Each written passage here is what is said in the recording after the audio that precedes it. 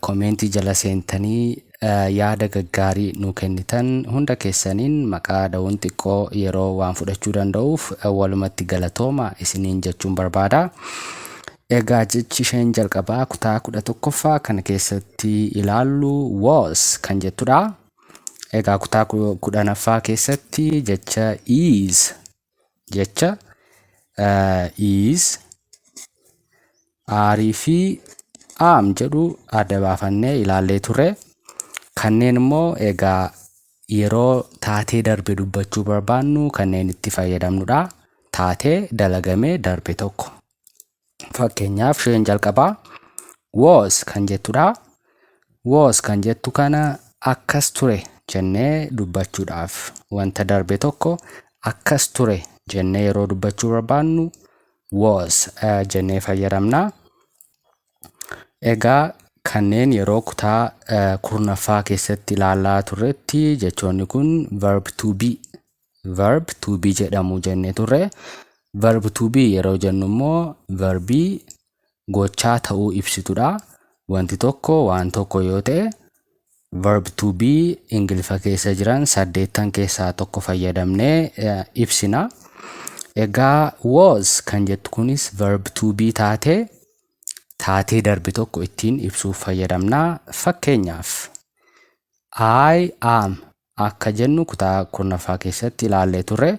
I is yookaan I are hin jennu.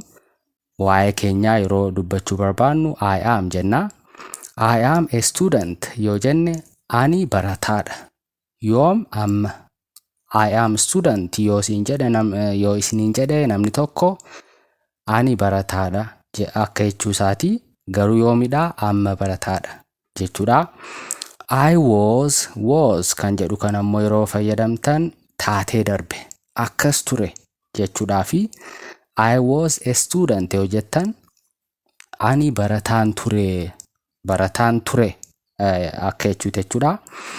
Yeroo barataa turtan sana asitti itti dabaltaniillee dubbachuu ni dandeessu. Fakkeenyaaf I was a student last year jechuu ni dandeessu. Last year jechuun immoo waggaa darbe akka jechuuti. Last jettanii year yoo jettan waggaa jechuudha. Year last year jechuun waggaa darbe. Last month yoo jettan baatii darbe yookaan ji'a darbe akka jechuuti. Last jechuun kan darbe akka jechuutti hiikama.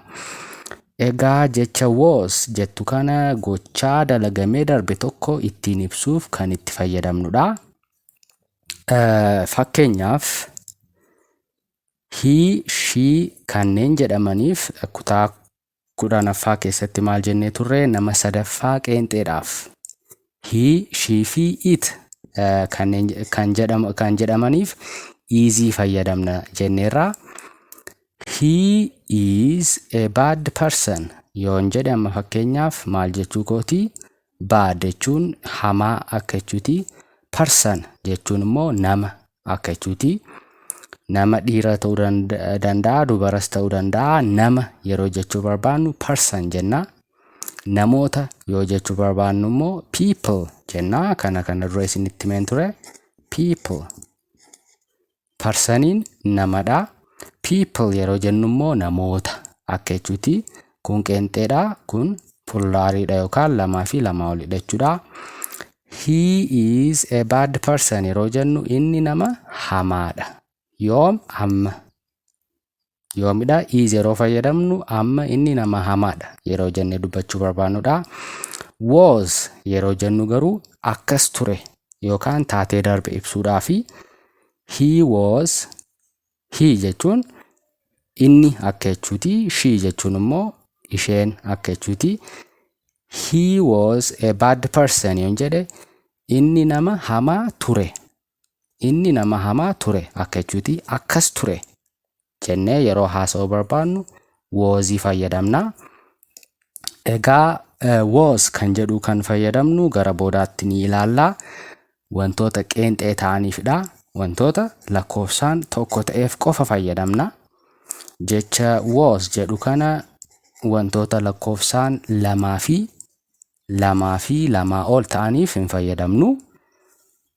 ishee kana akkasitiin naa qabadhaa. Is kan jettu kanas akkuma kutaa kurnaffaa keessatti dubbanne maal jennee turre wantoota qeenxee ta'aniif fayyadamna.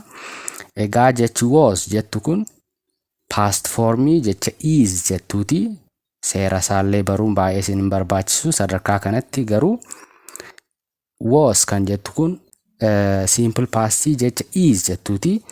Is yeroo jennu wanti sun amma akka ta'aa jiru agarsiisa. Was kan jedhu garuu taatee darbe yookaan akkas ture jennee yeroo dubbachuu barbaannu kan itti fayyadamnudha. Egaa jecha was jedhu kana kan fayyadamnu yoomidha kan jedhu immoo adda baafannee beekuun barbaachisaadha. Wantoota qeenxee ta'aniif jenneerra. Wantoota qeenxee ta'aniif nama sadaffaa qeenxeef ta'uu ni danda'a, nama tokkoffaa qeenxeef ta'uu ni danda'a.